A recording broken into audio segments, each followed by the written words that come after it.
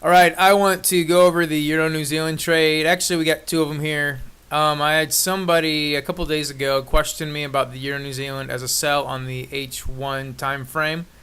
I generally do not trade the 1 hour for the most part unless it is a great setup. I just don't like being in trades that long. Every now and then I will, but I want to go over it a little bit. I told them I wasn't taking the trade because I don't like to get into a retest of a single high. If it's a double top, triple top, or any other of major congestion, I like those because those generally hold up a little bit better here. But I want to go over the Euro New Zealand trade, and I want to show you how this worked out and give you some ideas here. Hopefully this will help you in your trading. First of all, the area in question was this right here where my cursor's at. They were asking about a retest up to that area, which would have been right here. As you can see, it hit and it fell pretty dramatically. We went from $1.6850 all the way down to $1.6480, several hundred pips. But here is the thing. If this area over here would have been a double top, I would have been very happy to get into that, but it wasn't a double top, so I didn't. So I kind of want to just briefly go over it, give a little bit of analysis on it, and what you should have seen with this trade. First of all, if you go to the 4 hour time frame, this is the setup area right here that somebody was questioning. The first thing I want to note too is your stochastics were way overbought up there, so that's an indication it may want to fall. That's one thing I look at. The other thing, this is key right here, the H4 time frame. I wasn't even paying attention to this when they asked me about the trade setup, to be honest, but if you look at the highs here, you have equal highs, but on the THV, that is major divergence. That's a strong indication that this thing may want to roll over. So you had that in place, and again on the hourly time frame, you have this top. Now the one thing that I want to do say that if you do get into a trade like this, a lot of times I tell people don't get in on the second hit, meaning you have price go up here, pull back, and then the second hit. Generally what will happen is the first hit will work better than the second. The second will a lot of times just blow through and it'll continue to move up. That's why the first hit is always better. But the one thing I want to point out about this second hit is take a look down here at your THV. You have a high right here, pull back, and then the double top. When you created the double top over here, you had a move down on THV. THV crossed down, and the lower line, the smaller line here, actually stayed red, and it continued to drop. That is a major sign of divergence and telling you this thing wants to drop. So what you could have done when you see something like that, what you can do is get in on a retest of the top. Remember, there has to be divergence. Otherwise, you're just screwing yourself. You're basically waiting for a second hit to blow through, and then you're going to lose the trade in most cases. So if you are taking a second hit, make sure there's major divergence like that. But you could have got in right up there at the double top and then put a stop up here and then let it go. In this case, it would have worked out. If you're seeing divergence like that, even on the MACD, you're going to see a double top retest, and you've got divergence on the MACD. It actually crossed down.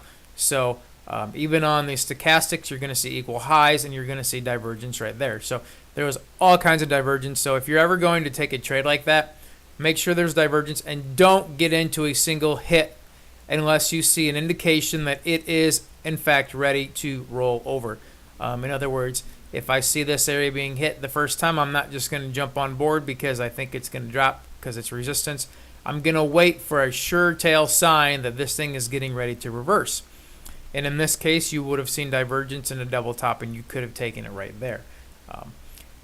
If you're a pretty new trader and you're still confused about it, just stay away from anything that's not a double top retest.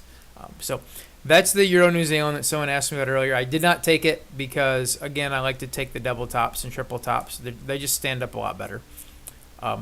And the other one that I want to go over is the Euro New Zealand trade from yesterday, which was March the 17th, Asia session. Very frustrating trade, and I'm going to show you why. This is the area that I watched. We had a bottom, we had a move up, and as you remember that I said yesterday, I didn't especially like it on the 15-minute time frame because the move off the lows wasn't real significant. But the one thing that I did notice here is you have the top, a push down, pull back, another push down, pull back, and another push down.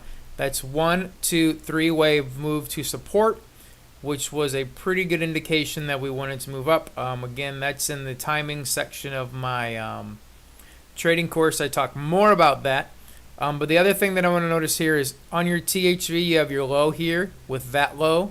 And then when you came down to test support, THV just dropped a little bit. Again, that's a form of divergence. They're telling you there's strength coming into this because we were quite a ways away. These two lows were pretty significantly apart. Down here, this wasn't very far apart at all. The THV should have been probably down to that green line where my cursor's at, to be quite honest.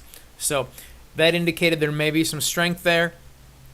If I go to the higher time frame, you're also going to see, I believe it's a 4 hour. Yes, the 4 hour time frame. The THV down here was pretty buried. Again, there's the low, and there's the low we were dealing with. There's THV, THV. This is called hidden divergence. The THV should be up here, not down there. THV should correlate with price, and when it's not, you're dealing with divergences. So again, this thing was super overdone. That's why I said the targets on this were pretty significant because the THV was suffering, they had hidden divergence down there. Plus, we were oversold on the 4 hours. So that's why I had high targets on the Euro New Zealand.